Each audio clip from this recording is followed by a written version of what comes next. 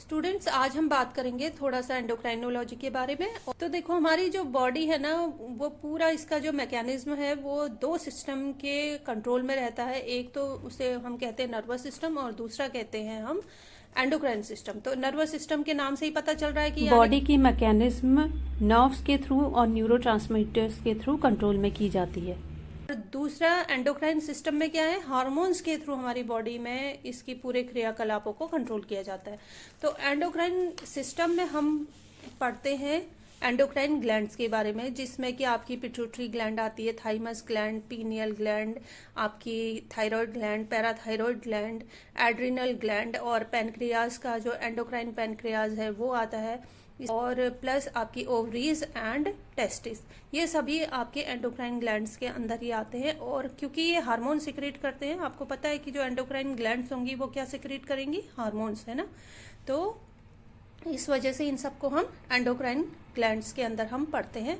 और इस तरह से अगर हम ग्लैंड की बात करें तो ग्लैंड भी दो तरह की हो गई, exocrine gland and endocrine gland. तो जो एक्सोक्राइन ग्लैंड हैं, इन ग्लैंड्स को हम डक्टेड ग्लैंड भी कहते हैं, क्योंकि जो भी ये अपना रिलीज करेंगे, ये अपना सिक्रेशन डक्ट्स के थ्रू या नलियों के थ्रू रिलीज करती हैं, जैसे डाइजेस्टिव ग्लैंड हो गया, स्वेट ग्लैंड्स हैं, जिसके अंदर आती है। जो इनका सिक्रेशन है उसे हम कहेंगे एंजाइम्स। और हमारी जो एंडोक्राइन ग्लैंड्स हैं उसका सिक्रेशन है हार्मोन्स। एंडोक्राइन ग्लैंड्स जिनका सिक्रेशन हार्मोन्स है, ये अपना सिक्रेशन सीधे एक्स्ट्रा सेलुलर स्पेसेस में छोड़ देती हैं, जहां से कि ये सर्कुलेटरी सिस्टम में डिफ्यूज कर जाते हैं। और इस तरह से जो काम करने वाली जो ग्लैंड्स है वो है pituitary gland, sex gland, adrenal, thyroid और भी दूसरी ग्लैंड्स है। तो स्टूडेंट, इस तरह से एंडोक्राइनोलॉजी में हम एंडोक्राइन ग्लैंड्स की बातें करते हैं, उसके बारे में पढ़ते हैं, और उससे निकलने वाले हार्मोन्स या उनके द्वारा बनाए जाने वाले हार्मोन्स की बात करते हैं, उनके फंक्शंस की बात करते हैं, उनसे होने वाली एबनॉर्मलिटीज की बात करते हैं, या अगर कम ज़्यादा हो गई तो उसकी वजह से जो डिसऑर्डर्स होते हैं उसकी बात करते हैं, ठीक है। तो endocrinology basically deals with the study of endocrine glands and their hormones, okay.